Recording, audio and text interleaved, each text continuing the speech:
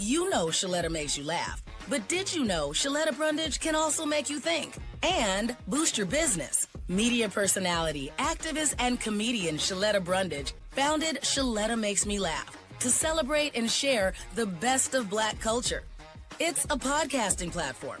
You can download 10 weekly podcasts hosted by African American subject experts at ShalettaMakesMeLaugh.com or wherever you find your favorite podcasts. ShalettaMakesMeLaugh.com is also a production house, creating broadcast quality commercial content. And Shaletta and her team of storytellers create powerful promotional campaigns to get businesses the brand awareness they're looking for. Some of Minnesota's top businesses trust Shaletta, and you can too. Get out the word about your events and products and get in front of communities of color with ShalettaMakesMeLaugh.com. She's got the power to help your business.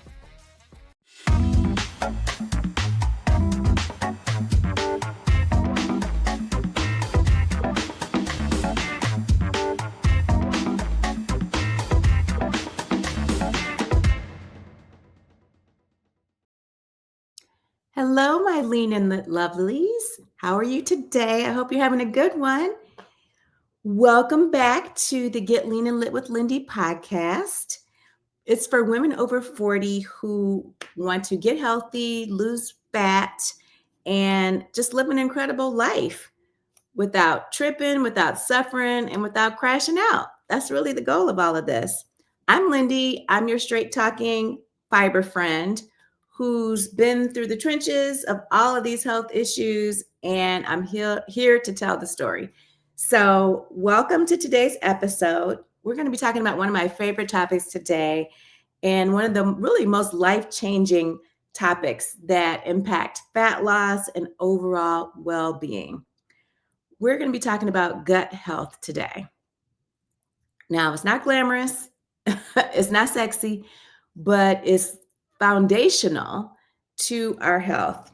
The gut often gets no love and no attention unless it starts making noise and starts acting up. So let's get into it if we're going to get into it. This is one of my favorite topics, and I have a lot to say about it. So why does gut health even matter? Is it that serious? Absolutely. It's very serious. Here's the deal. Your gut isn't just where food goes to die.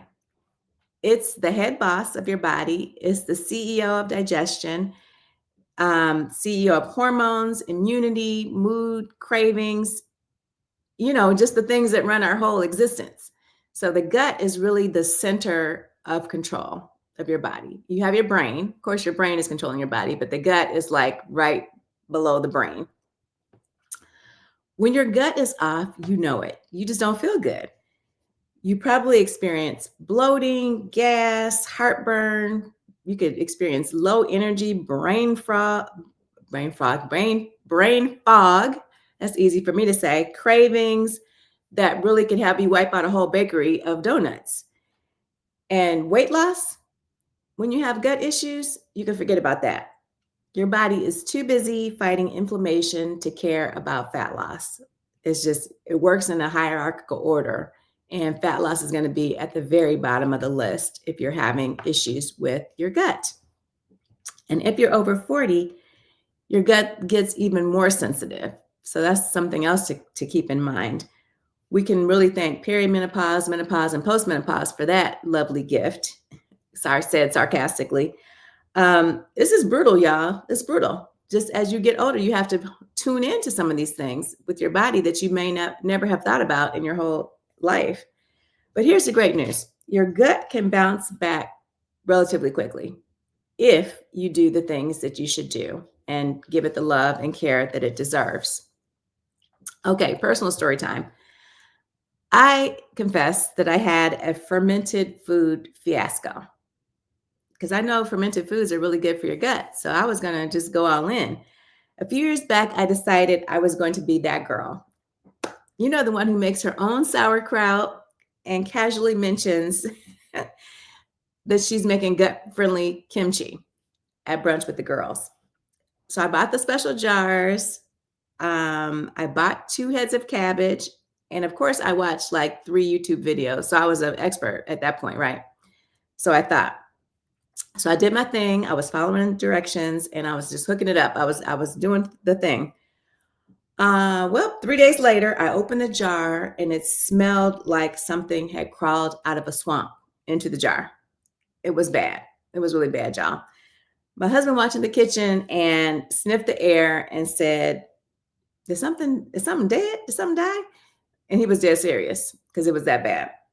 So long story short, I didn't ferment the veggies. I created a biological hazard. So now I just go to the Costco and purchase my kimchi and my sauerkraut. But here's the lesson. You don't have to go extreme or become a fermentation queen to improve your gut health. It's not necessary. You just need consistency and to focus on the basics, which are fiber, hydration, daily movement, and balanced meals. So let's get into it. Let's get real. Eating in a gut-friendly manner is actually pretty easy if you put your mind to it.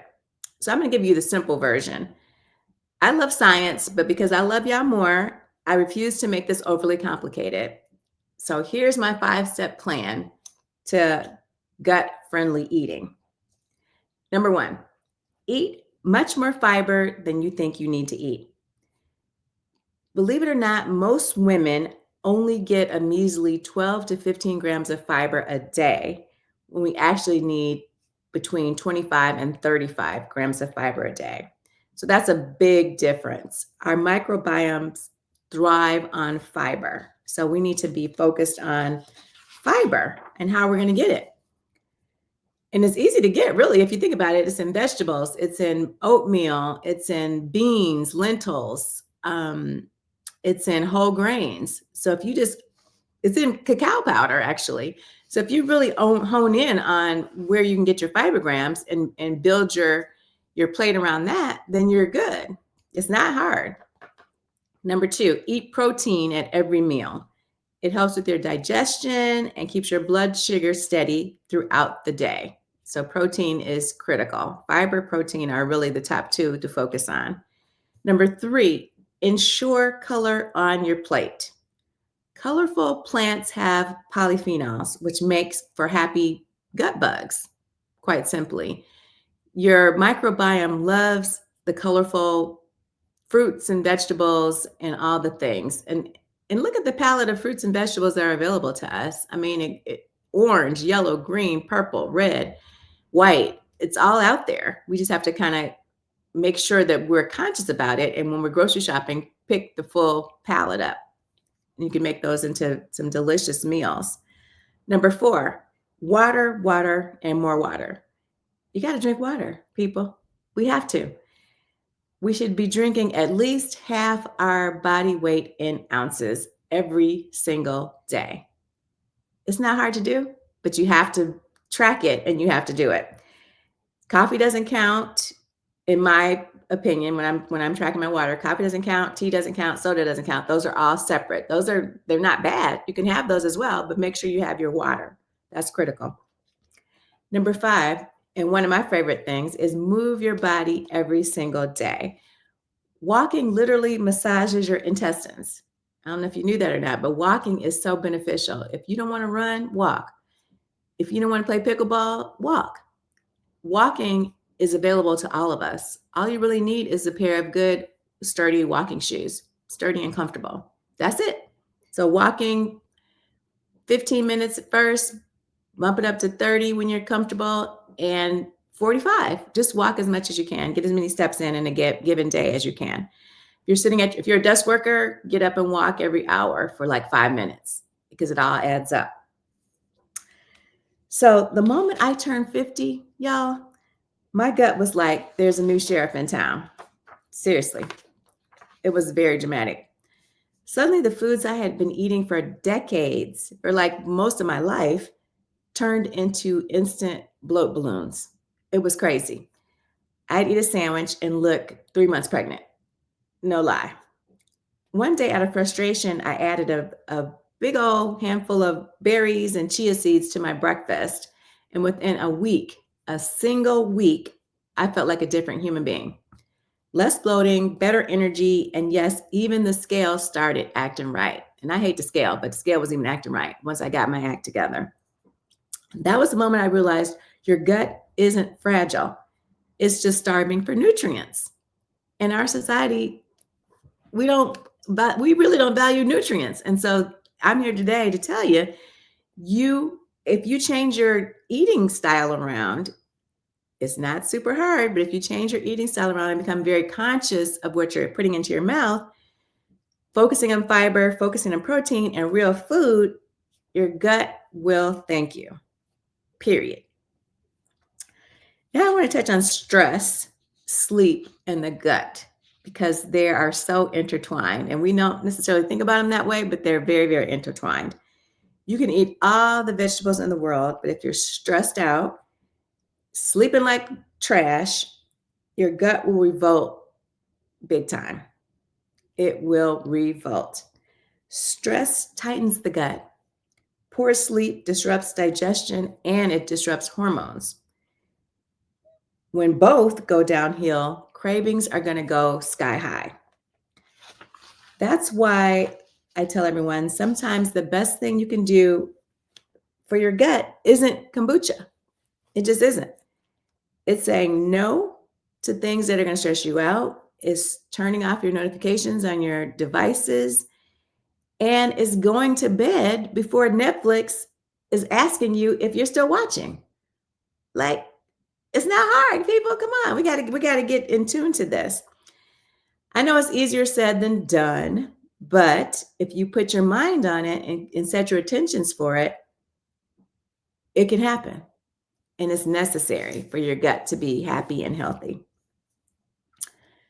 So last year, another little quick story time for you guys. Last year, I went on a girls' trip and it was so fun. We had a great time. We laughed, we ate bad, we didn't sleep hardly at all. But by day 3, my gut was waving the red flag, not the red flag. It felt like a red flag. It was waving a white flag in surrender, basically. I had airport snacks, fried foods, which I rarely eat, mocktails, chips, basically zero fiber. And I felt like a stuffed piñata. It was bad. I remember sitting on the hotel bed thinking, I am too old for this gut rebellion. This is crazy. So the next morning, instead of pancakes at the breakfast bar, I got a veggie omelet, I got some fruit, and I got some water. And guess what? By lunch, I was feeling human again.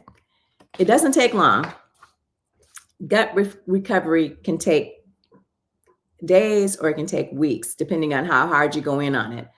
Sometimes you just need a reset meal and some hydration to get back on track.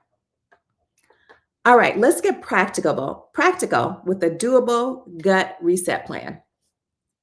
Y'all know I like to give actionable homework. So here's your simple gut reset that you can start today. You can start right now. Listen up. Drink a full glass of water first thing in the morning. And I have a whole protocol for you on another podcast that I recorded, but simply put your water on your nightstand at night. So when you wake up, before your feet touch the ground, drink your water. Get in a 10 to 15 minute walk after your biggest meal of the day. If you can only do it once, do it after your biggest meal of the day. If you can do it multiple times, do it after every meal. Because what that does is when you move your muscles right after eating, your muscles will suck in the glucose out of your bloodstream so that your blood sugar is not elevated and you're not on a roller coaster. It's just very calm and steady. You can add 1 extra serving of vegetables per day. Ideally, you would have vegetables at every meal, even breakfast.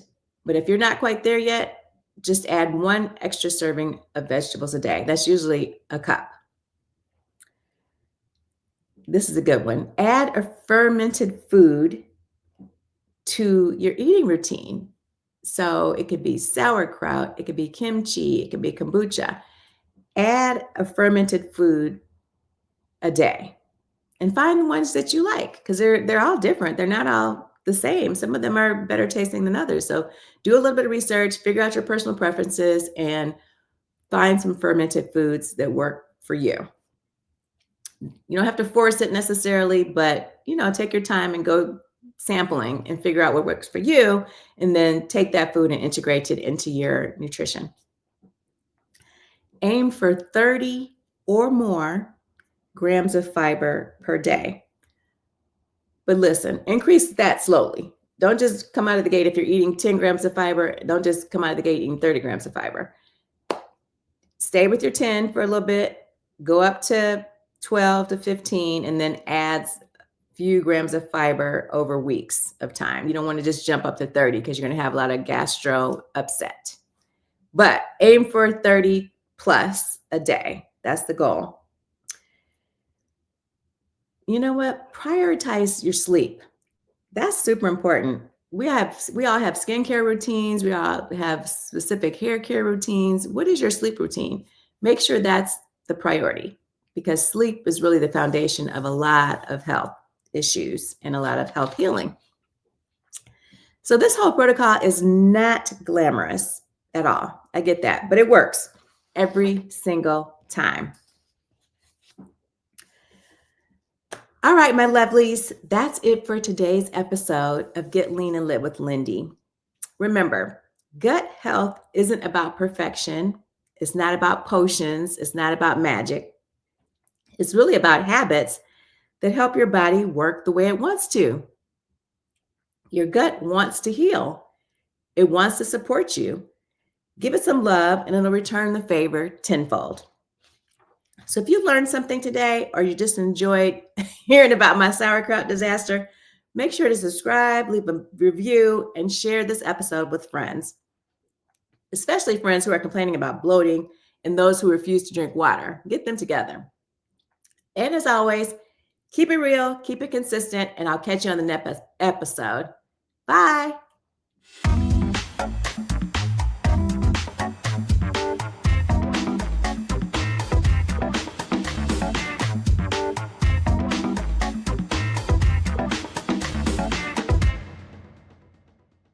This is the last week that you can apply for the Minnesota Promise Act. So go online now to mnpromiseact.org to see if you qualify. Now, if you do, get the application process started.